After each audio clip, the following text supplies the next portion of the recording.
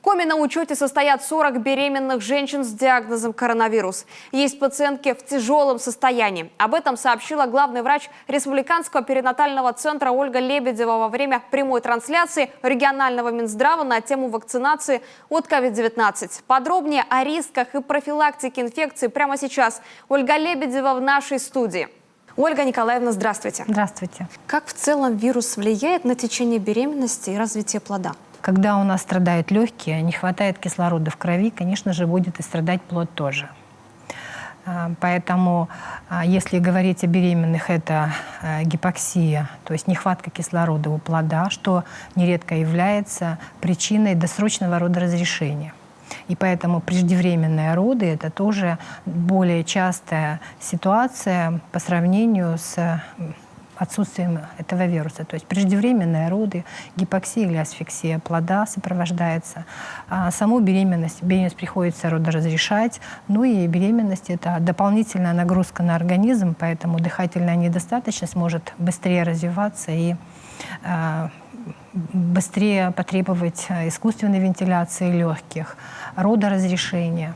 Ну и особенность вируса и течения заболеваний именно у беременных в том, что процесс развивается очень быстро. То есть начинается с острого респираторного заболевания, кажется, что обычное ОРЗ, болит горло, заложенность носа, там запахи пропали. И очень быстро с легких форм переходит на тяжелые формы. Поэтому вот эти сложности, они усугубляют риски и могут привести к летальному исходу. А есть ли риск передачи вируса плоду или новорожденному? Чаще всего плод вирусом не повреждается. Но контакт матери с плодом очень тесный, даже во время родов. И поэтому заражение новорожденного ребенка чаще все-таки происходит постнатально, после рождения. Поэтому детям, которые рождаются, проводится анализ на ковид, то есть берется ПЦР-диагностика. Если ребенок отрицательный, то он отделяется от матери. Он отделяется, и у мамы нет возможности ребенка этого кормить. Если ее состояние позволяет, если не позволяет, мы об этом уже и не говорим, то ребенок отлучается от матери.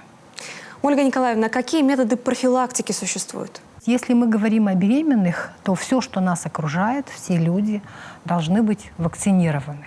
Потому что контакты беременных тоже очень живут в нашей жизни, ходят в магазины, очень хочется в театр или еще по парку погулять.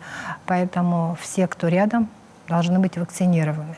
Когда мы все-таки защитимся от вируса вакцинации и наличием антител, у нас вакцинация, я думаю, что будет раз в год. Мы будем так же, как от гриппа, прививаться и будем ждать этот коронавирус уже с готовым нашим организмом. Кто-то заболеет, кто-то не заболеет, но не будет это так массово в таком количестве. И все-таки антитела есть, надежда есть, и она подтверждается на практике, что так тяжело не болеют. Ольга Николаевна, спасибо вам за исчерпывающий ответ. Не болейте, пусть будут здоровые наши беременные женщины и все наше население. Будьте здоровы и вакцинируйтесь.